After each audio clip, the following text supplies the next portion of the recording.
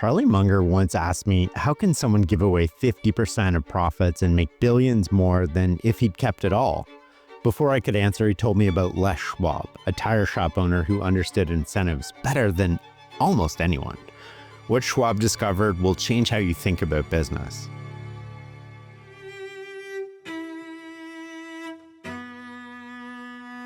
Welcome to The Knowledge Project. I'm your host, Shane Parrish. In a world where knowledge is power, this podcast is your toolkit for mastering the best of what other people have already figured out. This episode is for educational and information purposes only. What Les Schwab discovered was deceptively simple. Most businesses treat employees like expenses to minimize. He treated them like partners to enrich. The math was shocking. He gave away half his profits and built a multi-billion-dollar empire. Here's how it worked. When people working in the tire centers made a share of the profits, they don't just change tires. They build relationships with customers. When managers own real equity with skin in the game, they run stores like their family's future depends on it, because it does. Les documented his business lessons in his autobiography, Pride in Performance. Keep it going. He wrote it himself on a 40-year-old typewriter because he wanted every entrepreneur to understand exactly how he did it. No ghostwriter, no corporate polish, just the raw blueprint for turning a leaky shed into an empire. Les proved that the most ruthless business strategy is radical generosity. He turned employee loyalty into a competitive moat so deep that Walmart couldn't cross it. This is his story. Before Les Schwab was the name on over 400 tire stores across the American Northwest, it was the name of a kid born into nothing. Bend, Oregon, 1917. His parents were desperate homesteaders fighting the high desert for a living. His mother, Alice, taught him everything that mattered. Then pneumonia killed her when Les was 15. That left him with his father, Bishop, a study in contradiction, gentle and hardworking when sober, a maniac when drunk. Les spent his teenage years terrified that his father would show up at school drunk and humiliate him. Poor but proud. That's how Les described himself. That pride was armor. A year after his mother died, they found his father's body outside of a moonshine joint. Les was 16. He was now an orphan. His relatives offered to take him in, but he said no. Instead, he rented a room in a boarding house for $15 a month, decided he was an adult. The world had given him a hard education and an allergy to alcohol. Most kids in his position would have taken the help, moved in with family, and stayed safe. Les chose the harder path. Well, it wasn't so much choosing the harder path consciously. He just didn't feel he could rely on anyone else. He wanted everything on himself. I understand that.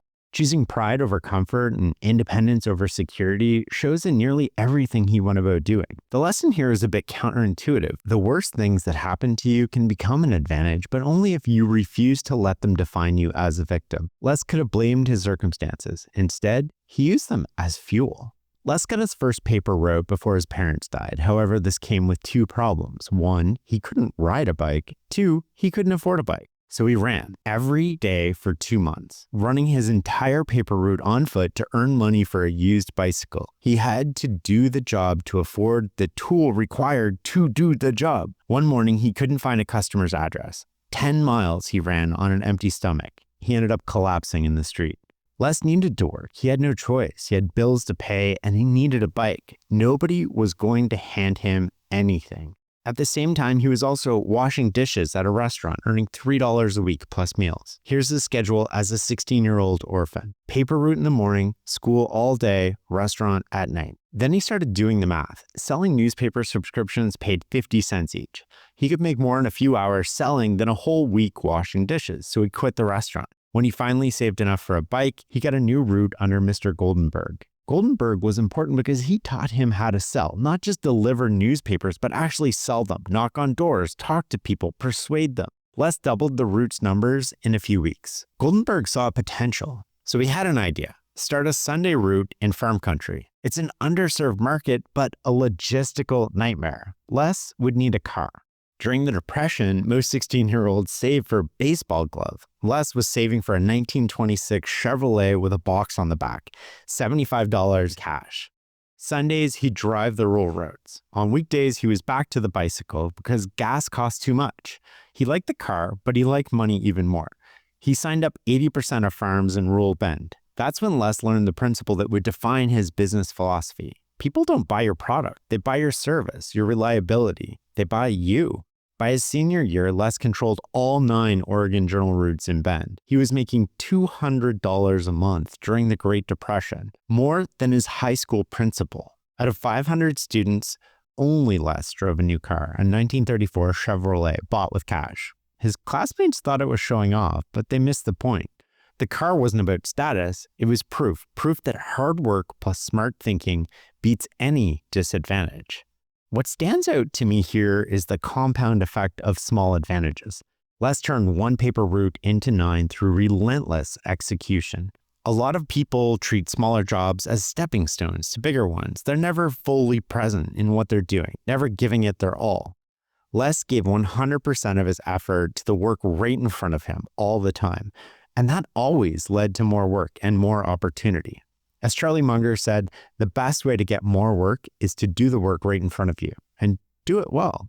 Les met Dorothy Harlan when they were both teenagers. They married at 18 and he bought them a small house. They barely had time to unpack. His reputation as a newspaper salesman had spread beyond Bend. A paper in Eugene, Oregon offered him a district manager job. The newlyweds packed up and hit the road, living out of motels while Les traveled his territory selling subscriptions.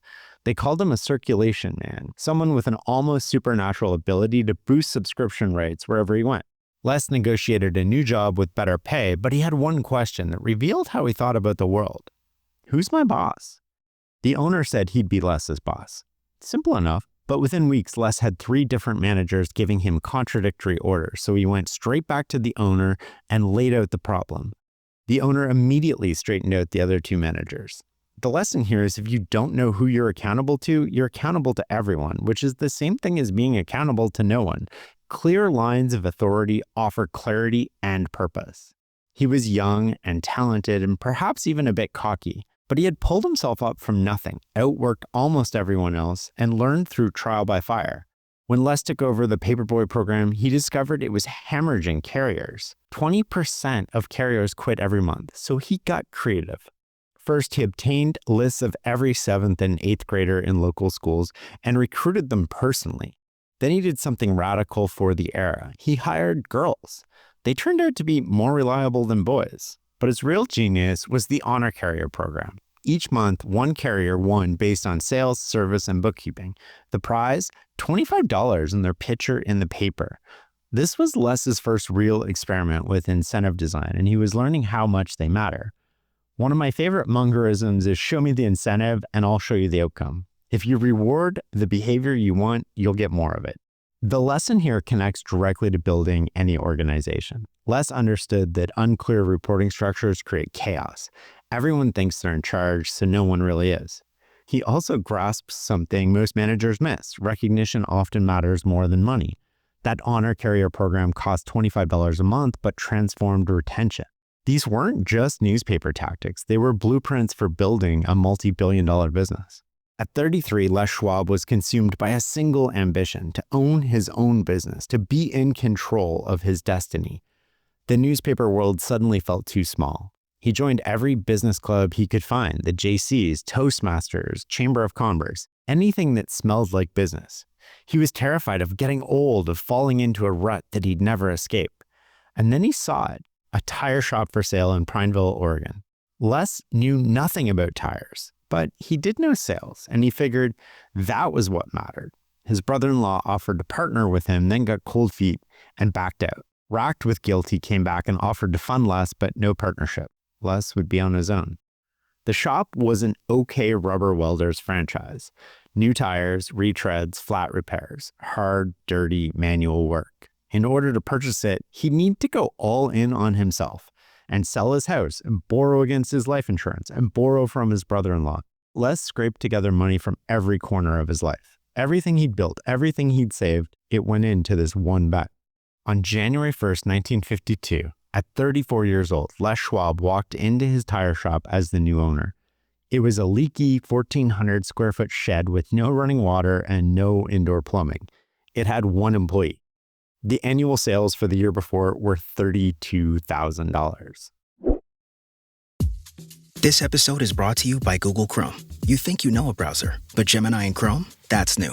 It can help you with practically anything on the web, like restoring a vintage motorcycle from a 50-page restoration blog, or finally break down that long article you've had open for weeks. Gemini and Chrome is here for it. Ready to make anything online make sense? There's no place like Chrome. Check responses, setup required, compatibility and availability varies, 18+. When you need to build up your team to handle the growing chaos at work, use Indeed Sponsored Jobs. It gives your job post the boost it needs to be seen and helps reach people with the right skills, certifications, and more. Spend less time searching and more time actually interviewing candidates who check all your boxes. Listeners of this show will get a $75 sponsored job credit at Indeed.com/podcast. That's Indeed.com/podcast. Terms and conditions apply. Need a hiring hero? This is a job for Indeed Sponsored Jobs. Are you struggling to manage your projects at work using lots of different tools for communication, task management, and scheduling? It doesn't have to be this hard. Basecamp is the refreshingly straightforward, reliable project management platform. It's designed for small and growing businesses, so there's none of the complexity you get with software designed for enterprises. Complexity kills momentum. Basecamp clears the path so your team can actually move. Do away with scattered emails, endless meetings, and missed deadlines. With Basecamp, everything lives in one place: to-do lists, message boards, chat conversations, scheduling, and documents. When information is scattered, attention is too. Basecamp brings both back together. Basecamp's intuitive design ensures that everyone knows what's happening, who's responsible, and what's coming next. My head of operations swears by this platform and is the first person to suggest it to anyone. If you need another decorated referral, you should call her. Whether you're a small team or a growing business, Basecamp scales with you. Stop struggling, start making progress, and get somewhere with Basecamp. Sign up for free at basecamp.com. While Les knew nothing about tires, he knew a lot about selling and being able to outwork other people. His first taste of real business, one he owned and controlled, was about to begin. On his first day, a customer walked in wanting 2 6-ply tires mounted. Les got right to work. There was just one problem. He had no idea what he was doing. He'd always taken flats to a service station, and now he was the service station. Using hand tools on a cold concrete floor, he made a complete mess of it until his lone employee arrived and saved him. That first month, Les did $2,800 in sales, about what the previous owner had done. But by June, something had shifted. Sales hit $10,000 a month. By year's end, he'd done $150,000 in revenue, 5 times what the previous owner managed. Growth created the best kind of problem. He needed help. Les appointed himself outside salesman and told his one employee to hire someone. The new hire was, to put it charitably, no good, so he fired him. Then something interesting happened. A man named Frank Kennedy walked in off the street asking for work. He and his wife had just moved to Prineville. He was looking around town and decided he wanted to work for Les. Les checked his references. Frank took to the work like he was born for it. This became a pattern. The right people kept showing up, drawn to something they couldn't quite name but could feel. Les was creating gravitational pull for good, hardworking people. Good people can sense when something real is being built. It's the same energy a lot of people feel at startups today. But Les was learning just how rigged the tire business was. The major rubber companies had what Les called phony pricing. A truck tire might cost him $100 wholesale, but he'd visit competitors and find them selling that same tire for $90. He'd call his supplier furious. They'd say, "For that deal, we'll sell it to you for $90 and give you a 5% commission." It was such a shell game. Months of paperwork and bookkeeping, floating expenses, all to arrive at the same 5% margin every dealer got. The entire system was designed to prevent real competition. Les wrote down his philosophy in a fury of anger. Never take advantage of a customer, never take advantage of an employee, but take all the advantage you possibly can of the rubber company because they are not being fair and honest. The constraints forced him to innovate. Big dealers had fleets of $6,000 service trucks visiting commercial accounts. Les had one store and no capital for trucks, so he flipped the model. He put an ad in the paper with a simple message. You know the wholesale prices the big guys get. Come to my shop and I'll give them to you directly. No middleman. His competitors visited customers once a week. Les was at his store 6 days a week, a permanent fixture. Best service, best prices, but you had to come to him. It was asymmetric warfare. He had low overhead. It was a simple value proposition, and it worked. People came in droves. What fascinates me here is how constraints can become advantages. Les couldn't afford to play by industry rules, so he invented new ones. He couldn't compete on the supplier's terms, so he competed on transparency. He couldn't go to customers directly, so he gave them a reason to come to him. The lesson isn't that you need resources to win, it's that you need to see the game differently than everyone else is playing it. Les was ready to expand. The nearby town of Redmond needed a tire store. He bought land, put up a building, invested $10,000 total. Now he had 2 stores, both OK Rubber franchises. But there was a problem. He'd bitten off more than he could chew. Running between the 2 stores was killing him. So Les made his star employee, Frank Kennedy, a win-win deal that would become the foundation of his empire. Here's how it worked. Frank would manage the Redmond store. He'd pay Les $200 monthly rent and take $400 salary. After that, they'd split all profits 50-50. But here's the genius part. Frank had to leave his share of the profits in the business until his stake equaled Les's initial investment. That was real skin in the game. Sit with that for a second. Frank had 0 upfront risk. Les put up all the capital, but every day Frank ran the store well, he owned more of it. The better he performed, the faster he'd build equity. It was his store in every way that mattered, except Les kept half the upside. Les even added another twist. If Frank wanted a raise, he can give himself one, but the store's rent would increase by the same amount, giving Les a raise too, a self-balancing system. People thought Les was crazy. Why give away half your profits? Les saw it differently. If I share half the profits, I still have half. And if Frank makes more money, he'll work harder to make the store more successful. And if the store is more successful, my half is worth more than the whole used to be. It was pure math. But it was also more than math. It was an understanding of human nature. Les remembered running his paper route on foot because he couldn't afford a bike. He remembered how the honor carrier program had motivated those kids. He knew what it felt like to want something to be yours. The Redmond store turned profitable immediately. Frank ran it like he owned it because increasingly he did. The arrangement with Frank became the template. Every Les Schwab store would follow this model. Every manager would be a partner, not an employee. This is one of the most elegant business solutions I've seen. Les solved multiple problems at once. He couldn't manage multiple locations himself, so he needed to retain talent, and he needed managers to think long-term. The solution aligned everyone's interests perfectly. Frank couldn't get rich without making Les rich. Les couldn't expand without making Frank rich.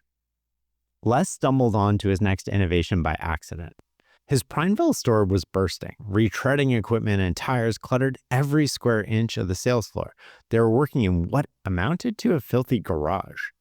By now he had 2 stores. Les saw the problem differently. Why should customers shop in a dirty garage? Why not separate the dirty work from the selling? He bought a small carpenter shop nearby and moved all the retreading equipment there. Suddenly his stores looked like actual stores. Places where people might want to shop, not just get their tires fixed. With retreading centralized, he could exploit the economies of scale. One set of equipment serving multiple stores. The savings would compound as he grew. Time for store number 3. Les set his sights on Bend, his old hometown, but there was a problem. Bend already had an OK Rubber Welders franchise. This should have stopped him. Franchise territories are kind of sacred, but Les had learned there's always a deal if you're creative enough. He pitched the OK district manager something unprecedented. What if Bend had 2 OK stores and he'd pay royalties to the existing operator and run a second location? The manager, probably thinking Les was crazy, agreed. And it was messy from the start. The 2 stores' managers couldn't get along. Les's managers quit, leaving him with an empty building and a lease. At this point, most people would have admitted it was a mistake and moved on. Les, however, was not most people. He'd been planning to start his own brand anyway. He'd already been advertising as Les Schwab OK Rubber Welders to get his name out there. Now seemed like a perfect time to cut loose. When he told OK Rubber Welders he was going independent, they said he couldn't do that. Let's not argue, Les replied. I just wanted to be open about it. He needed a name. Tire Center was too generic. Tire Service Center wasn't much better. He was thinking bigger than one store. He settled on Les Schwab Tire Center, with his name initially in smaller print. Then something interesting happened. Customers started asking for Les Schwab tires, not Goodyear, not Firestone, Les Schwab. What strikes me here is how Les bounced every time he hit a wall. No space, centralized operations. Franchise territory taken, create a new model. Manager quits, perfect time to go independent. But the real insight was discovering that customers trusted him more than they trusted the tire brands. In a commodity business, the seller's reputation matters a lot. Store number 4 came from an unusual source. Gordon Priday worked at the Prineville store, and every morning he'd walk in with the same greeting. When are we going to open in Madras? Not good morning, not how's business. When are we going to open in Madras? Madras was another small Oregon town. Gordon saw opportunity there and wouldn't let it go. Problem was Madras already had an OK Rubber franchise. Les figured if he was already fighting OK Rubber in Bend, he might as well make it a proper war. He drove to Madras and found a bankrupt fruit stand for sale. $10,000 got him the building and the land next door. The fruit stand had a small apartment in the back. Gordon moved his family in immediately. Let that sink in. This man believed so strongly in the opportunity that he moved his wife and kids to the back of a converted fruit stand. The family kitchen table sat steps away from the tire racks. When customers left for the day, Gordon was still there. When they arrived in the morning, he was already there. This wasn't a job, it was a mission, and it existed because of the profit-sharing deal. Gordon knew that every tire he sold was building his own wealth. Les and Gordon ran the numbers. They'd break even at $2,000 a month, make a small profit at $25,000, and do pretty well at $3,000. In year 1, they broke even exactly. In year 2, $800 profit, split 50-50. And here's the punchline. Another tire dealer opened in Madras around the same time. Shiny new building, proper equipment, all the advantages that Gordon lacked. That competitor went out of business in 2 years. This story captures something profound about ownership versus employment. The competitor had every advantage except the one that mattered, skin in the game. Gordon Priday wasn't just managing a store, he was building his family's future. That's what real incentive alignment creates. People who live in the back of a fruit stand because they're not working for you, they're working with you. They're not building your dream, they're building their dream with you. But Les had a problem. He was running OK Rubber Welder stores in Prineville and Redmond, but Les Schwab Tire Centers in Bend and Madras. 2 different brands, one owner. It was confusing for customers and open rebellion against his franchise agreement. The corporate brass at OK had seen enough. 5 executives flew from headquarters to confront Les in a Redmond motel room. We've come for your answer, they said. Get out of Bend and Madras or else. Les had been losing sleep over this moment for weeks. He paced the floor at night, terrified they'd seize his equipment and destroy him. The timing couldn't be worse. His largest customer was behind on payments that equaled his entire net worth.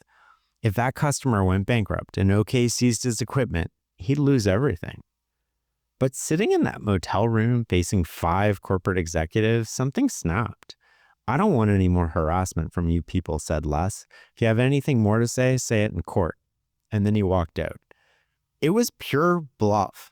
Les had no money for lawyers, no case to make. For months afterwards, he lived in terror that the lawsuit would end everything. The lawsuit never came. Years later, Les figured out why. OK had 1,100 franchises nationwide. If they sued him and lost, it could set a precedent that would unravel their entire system. They couldn't risk it. By standing up to them, he'd accidentally found their weakness. They needed the franchise system more than they needed to crush one rebellious dealer in Oregon. Now Les moved fast. He repainted all 4 stores with Les Schwab Tire Center, prominently displayed. One brand, one identity, one vision. The franchise rebellion was over. Les was free. This moment reveals something crucial about negotiations and power. Les had no leverage except for one thing: the cost of being wrong. They could crush him, but if they failed, they create a precedent that threatened their entire business model. Sometimes your only power is making the consequences of attacking you too expensive for your opponent to risk. Les won not through strength, but by understanding what the other side feared losing. He saw the whole board, not just his own pieces. During the chaos of growth and franchise battles, Les would escape with Dorothy on long drives. These weren't romantic getaways, they were strategy sessions. "I'm going to build a small warehouse," he told her one evening on the Columbia River Highway. "Move my bookkeeper out there, buy the tires myself, do the advertising, price the tires, handle the books, maybe build 6, 7, or 8 stores someday." He could see it all mapped out, a central operation supporting a network of profit-sharing stores. Each manager thinking like an owner because they were an owner.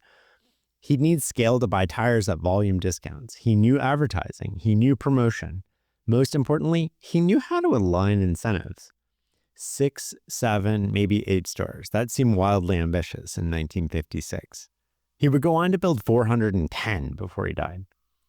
By the time Les had 7 stores, a new problem emerged. The stores were growing. What started as one manager and a helper had become teams of 4, 5, 6 people. Les wanted to extend profit sharing deeper into each store. His solution was elegant. Managers would appoint their best person as assistant manager. That person would get 10% of profits. 5% from Les, 5% from the manager. The split would go from 50-50 to 45-45-10. The assistant manager would build equity in the store. When a new location opened, they become the manager there, taking their accumulated profits with them. It was a self-replicating system. Every store would create its own successor. The managers hated it. They didn't want to lose the 5%. This threatened Les's entire growth model. Without succession planning, expansion would stall. So Les wrote one of the most remarkable memos in business history. He said this: "If a bright, young, ambitious man joins our company and wants to make our company his career, does he do it because he likes Norm or Gordy or Bob? Do you men think that some little fairy sent you this man just to help you build your bonus? This man is going to work for low pay year after year just so you can build your profit share into a nice, fat nest egg? No, I don't think so. This man didn't join the company because of the store manager's future. This man joined the company because of his future with Les Schwab Tire Centers, not in you personally. If you men block this man, you are being selfish." 2 of the 7 managers appointed assistants, and then Les dropped the hammer. Effective immediately, all managers' shares dropped from 50 to 45%. If they appointed an assistant, that person got 10%. If they didn't, the company kept the extra 5%. Suddenly, every store had an assistant manager, and the growth engine roared back to life. This is leadership at its finest. Les understood something that his managers didn't. Their wealth came from the system he created, not just their individual contributions. When they hoarded opportunity, they violated the very principle that made them successful. His memo didn't just shame them, it reminded them of their moral obligation to pay forward what they'd received. But when moral arguments failed, he used economics. The beauty is that once forced to share, the managers discovered what Les already knew. Developing your successor makes you more valuable, not less. Coming up, the moment Les discovered he wasn't really in the tire business at all. That single insight let him charge premium prices in a commodity market and made his employees run, literally run, to serve customers. If you think you know what business you're in, the next part will make you question everything. Les had solved his incentive problem. Now he turned to something bigger, reimagining what a tire store could be. It was 1956. On a weekend drive, Les found himself studying grocery stores. Customers wandered the aisles. They compared prices. They made informed decisions. Then he'd pass a tire shop, same cramped waiting room, same dealer disappearing into the back to fetch whatever tire he felt like selling.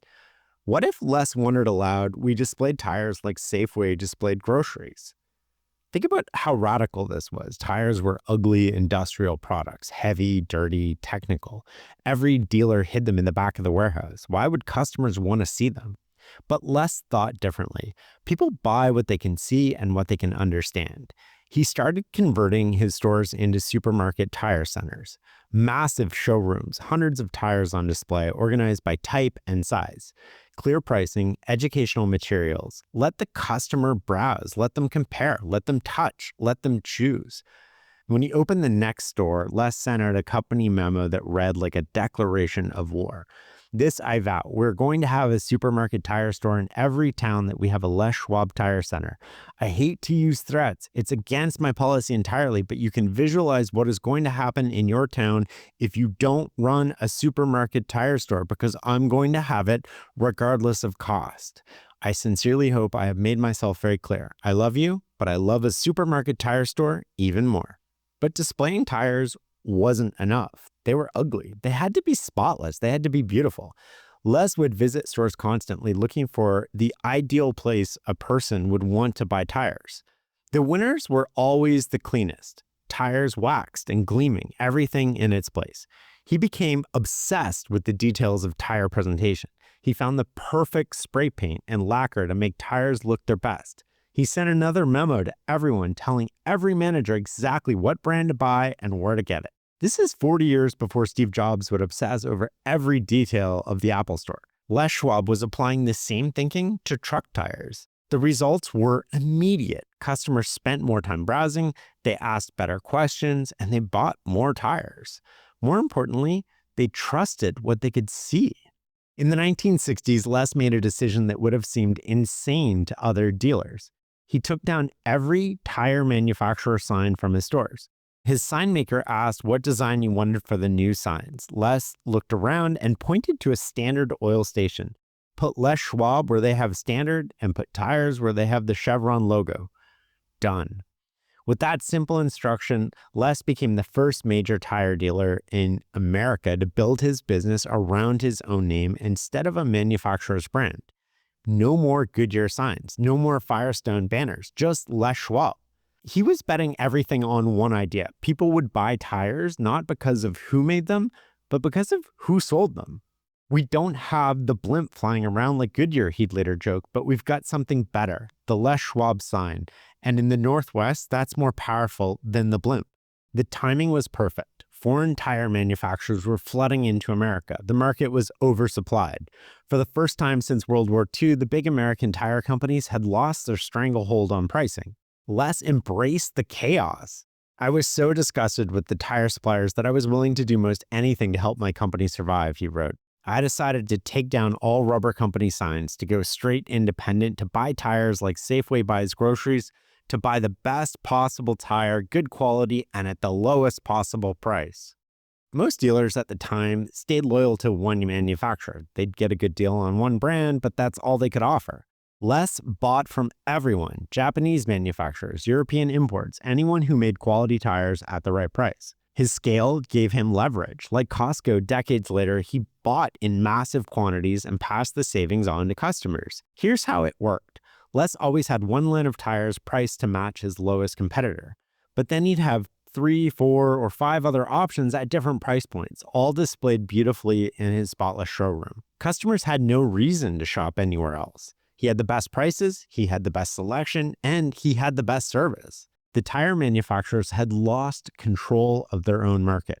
This move reveals a profound insight about branding and power. Schwab understood that in a commodity business, the relationship with the customer matters more than the product. By removing manufacturer signs, he wasn't just changing decor, he was asserting ownership of the customer relationship. The tire companies became his suppliers, not his partners. It's the same playbook that Amazon would later use with book publishers or that Walmart used with consumer goods companies. Control the relationship and you control the business. By 1965, Les had 15 stores scattered across Oregon and Idaho. He faced the classic scaling problem. How do you maintain quality when you can't visit every store every week? His solution was elegant. He promoted his best store managers to become zone managers. But here's the twist. They kept running their own stores while overseeing others nearby. No extra salary, no corner office, just results-based pay. Think about those incentives for a second. If your zone thrived, everyone made money. If it struggled, your own store suffered because you were spending time away from it fixing other people's problems. It was kind of self-regulating brilliance. Bad zone managers would naturally step back to focus on their own struggling stores. Good ones would lift every store around them and share in the profits. Zone meetings became the company's heartbeat. This is where they picked managers for new stores, debated expansion, shared what worked. Les ran them like board meetings. Every zone manager had skin in the game. They'd all started changing tires and worked their way up through the profit-sharing system. When a management position opened, it was like Shark Tank before Shark Tank existed. Assistant managers would pitch for their shot at running a store. Les and the zone managers would interrogate them. How much money do you have in your profit-sharing account? What's your plan? Why should we bet on you? The person with the most skin in the game usually won, but not always. But it was never the smoothest talker. This structure solved multiple problems at once. It created management depth without bureaucracy. It aligned regional interests with store-level execution. Most importantly, it ensured that decision makers had lived the business from the ground up. When you're picking someone to run a new store, who better to judge than people who've already succeeded at it? Les didn't need consultants or personality tests. He had a system that selected for proven operators with their own money on the line. By 1970, Les had codified his profit sharing into what he called the 100 story. For every $100 of store profit, 25 went to the manager, 10 to the assistant manager, 27 to the employee bonus and retirement fund. The company kept 38%. But here's the clever part. The company didn't take its share until the manager had enough equity to start drawing theirs. That 38% stayed in the store as working capital, building the manager's stake. This created wealthy managers through ownership, not salary. By the mid-1970s, some of the store managers were making over $100,000 annually, more than most corporate executives in the 1970s. The growth was relentless. 7 stores in 1956, 35 by 1970, over 60 by 75. But the real brilliance wasn't the growth rate, it was that each new store made the whole system stronger. The central warehouse bought in ever larger quantities, crushing competitors on price. Every store created assistant managers hungry to run their own locations. And most remarkably, the expansion was self-funded. Managers left their profits in as working capital. When they moved up to run a new store, they brought their accumulated wealth as startup capital. Les had built a machine that financed its own growth. This is one of the most elegant business models I've seen. He solved the eternal problem of expansion capital by making his managers into bankers. They funded growth not because they had to, but because they wanted to. Their equity was building while it sat there. Meanwhile, the company got interest-free loans from the very people most motivated to make those stores succeed. Around 1970, Les made another counterintuitive move. Instead of just building new stores, he started recruiting his competitors. The pitch was simple. Keep your independence, but join Les Schwab network. Get access to our buying power, our advertising, our system. Buy tires at the same prices we pay. Think about the elegance of this. Every dealer who joined made Les's buying power stronger, which made his prices better, which made more dealers want to join. It was a virtuous circle. J.J. Stamper had been a Goodyear dealer for 40 years, barely scraping by. After joining Les's network, he built 4 stores and hit $6 million in annual sales. Within 5 years, 60 independent dealers had joined. They added $50 million in annual sales without Les investing $1 in real estate or inventory. He turned competitors into allies. His gravity alone was enough. This is network effects before anyone called them that. Les understood that in a commodity business, scale is everything. Every dealer who joined made it more attractive for the next dealer to join. Sometimes the best way to beat competitors is to actually make them partners. As Les's empire scattered across multiple states, he faced a new problem. How do you maintain personal relationships when managers are hundreds of miles apart? His solution raised eyebrows. He bought airplanes, first a Cessna, then a Piper, then eventually a Citation. Les initially resisted, but he realized planes were tools that collapsed geography. He could visit 5 stores a day, attend zone meetings, look managers in the eye instead of managing through reports. The planes make all of our stores just 1 hour away, he said. For a company built on relationships, that proximity was everything. By 1975, Les Schwab had over 60 company stores plus 60 member dealers. Revenue exceeded $130 million. The investment bankers started circling. Private equity firms made offers. The numbers were astronomical, enough to make Les one of the wealthiest men in America. But he turned them all down. What would I do with the money, he'd ask. What good is money beyond a certain point? But it went deeper than that. Les knew exactly what would happen if he sold. Some MBA would look at his profit-sharing system and ask the obvious question: why do store managers make more than executives? Les had an answer they'd never understand. That's exactly why we're so successful. We think the most important people in the company are the people on the firing line, he wrote. The ones who sell, do the service work, and take care of the customer. Most American corporations have fat salaries for the top people and treat the people at the end of the line as peons. I guess that is why, if you're on the ball, you can beat them. Any buyer would try to fix his inverted hierarchy. They'd cut profit sharing to boost margins. They pay executives more than store managers. And they'd destroy everything that made Les Schwab work. This episode is brought to you by State Farm. Listening to this podcast instead of doom scrolling? Smart move. Another smart move? Getting help from one of State Farm's 19,000 local agents when you choose to bundle home and auto. Bundling, just another way to save with the Personal Price Plan. Prices are based on rating plans that vary by state. Coverage options are selected by the customer. Availability, amount of discounts and savings, and eligibility vary by state. Do you hear that? Sounds like breakfast is ready. Because Quaker's coming in hot with morning nutrition. 100% whole grain oats and a good source of fiber to fuel the rhythm of your morning and kickstart your day. And that sounds absolutely delicious. Fuel to start whatever's next. Quaker, official sponsor of FIFA World Cup 26. The results validated his approach. In an industry notorious for low margins and high turnover, Les Schwab stores outperformed competitors by 30 to 50%. Manager turnover was virtually zero. Customer loyalty was legendary. Most telling was by 1975, Les Schwab dominated the Pacific Northwest without acquiring a single competitor. Every store was built from scratch or recruited as a member dealer. They'd won through performance alone, not financial engineering. Les understood something that money can't buy. The real money is in the people and the system he created. Selling would have made him rich, but it would have destroyed thousands of careers built on his profit-sharing model. He chose legacy over liquidity. In an era of quick flips and financial engineering, Les proved that sometimes the most valuable asset you can build is the one you'll never sell. The irony is, by refusing to cash out, he built something worth far more than any buyer was offering. By 1975, Les was approaching 60. His model was proven, but in business, there's no such thing as the status quo. The giants were coming. Big box retailers looked at tires and saw opportunity. It seemed perfect for their model. It's a simple commodity product with a huge market. It's ripe for customer disruption through bigger scale. They had deep pockets, they had massive stores, and supply chains that had already crushed local hardware stores and grocers. The big retailers bought tires by the trainload and sold them cheap. But they treated tires like toilet paper, stacked them high, priced them low, watched them fly off the shelves. They had no service departments worth mentioning. Most failed miserably. Fred Meyer was typical. They'd opened 16 tire departments across their stores, and within 2 years, they were hemorrhaging money. So they approached Les with a proposition.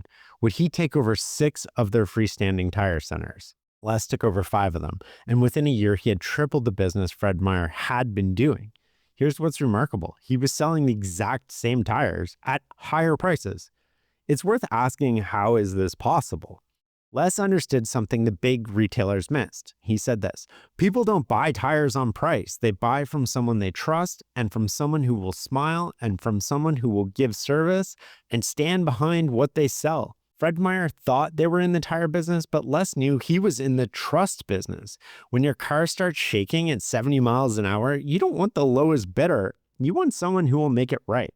Big retailers had every structural advantage: scale, capital, real estate, supply chain, sophistication. But they were optimizing for the wrong thing. They thought customers wanted cheap tires, when what they really wanted was to never worry about their tires. Les could charge premium prices because he wasn't selling rubber. He was selling peace of mind.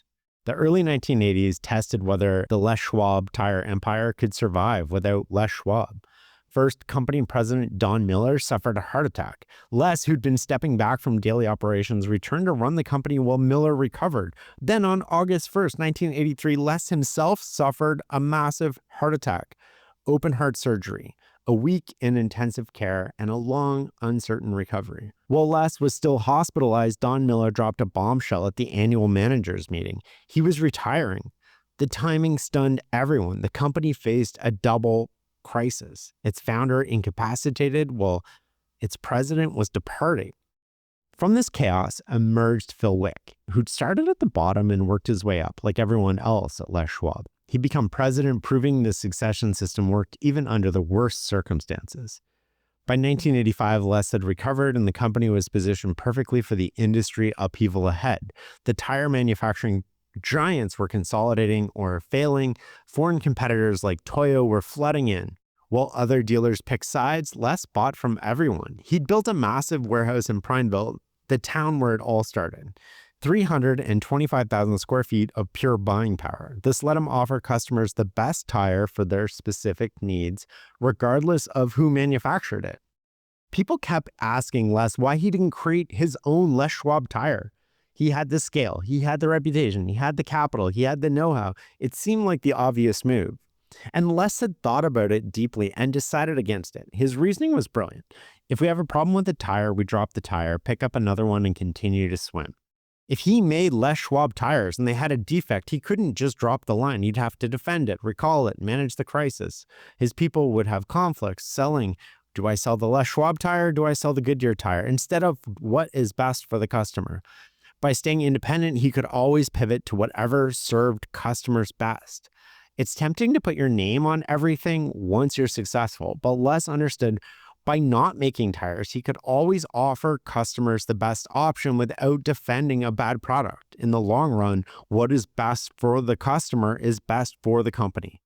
The 1990s brought new threats. Costco started selling tires. Online retailers emerged. Industry experts predicted Les Schwab's high-touch model was doomed. It was too expensive, too slow, too old-fashioned for the digital age. The opposite happened, though.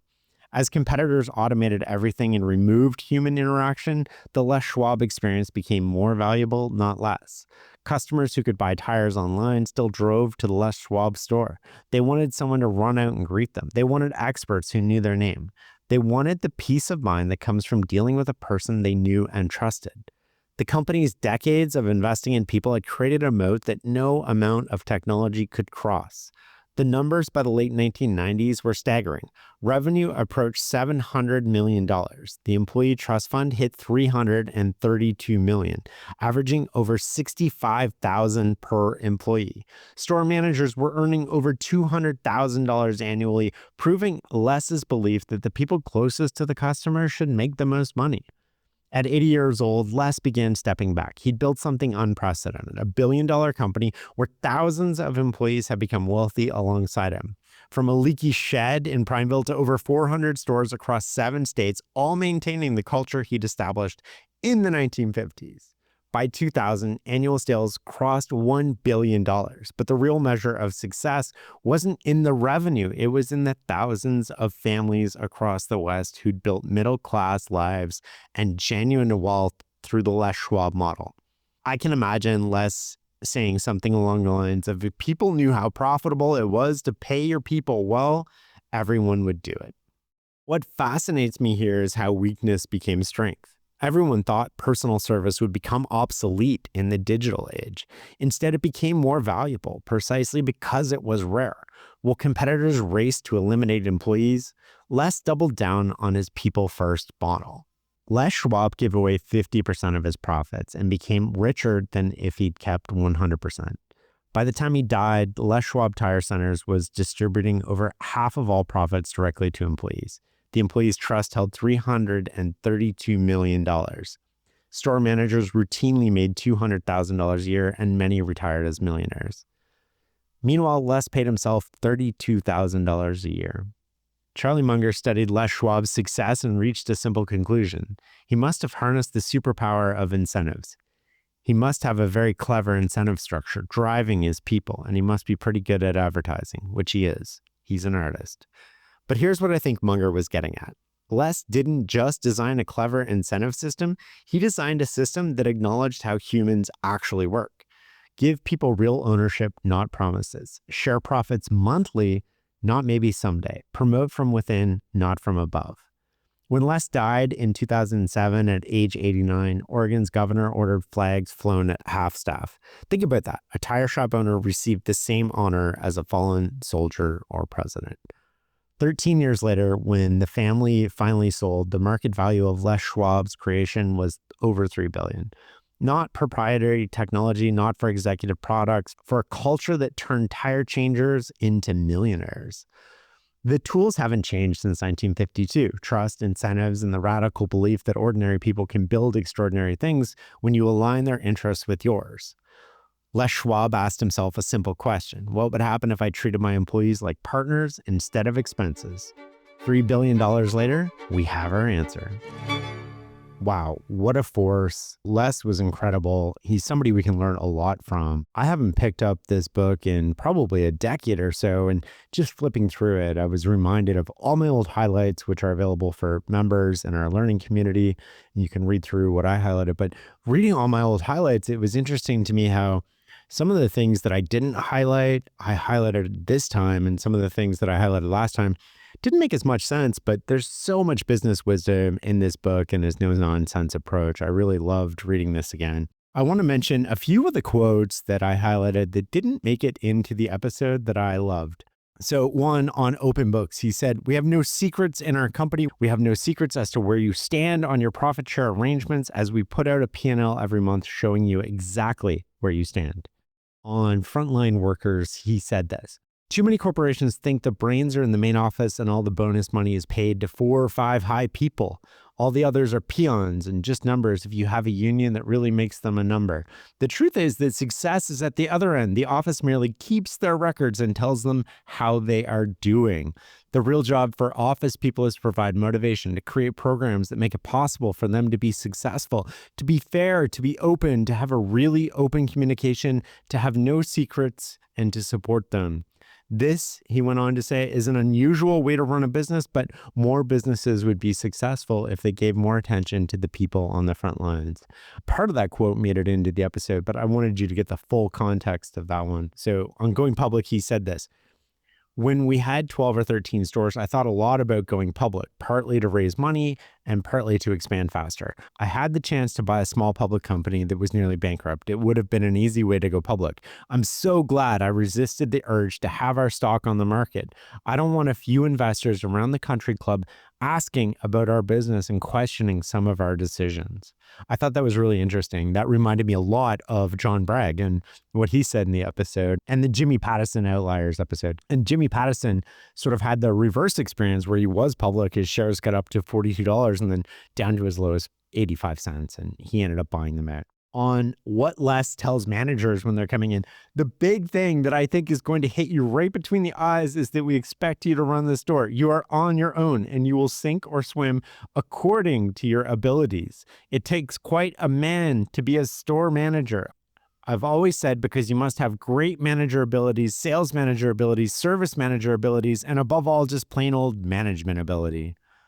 And finally, on not being complacent, he said this, "We have great people and they do a great job, but we must constantly remind ourselves as to just why we are so successful and what we must do to continue to be successful.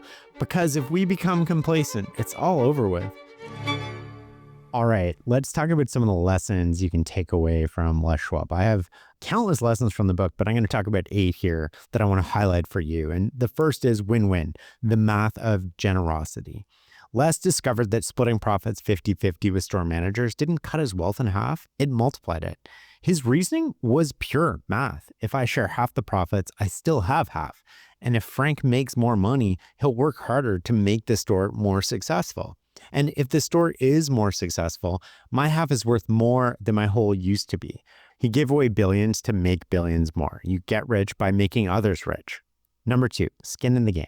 Make them owners, not employees. Les didn't just share profits, he made managers earn their ownership with real money.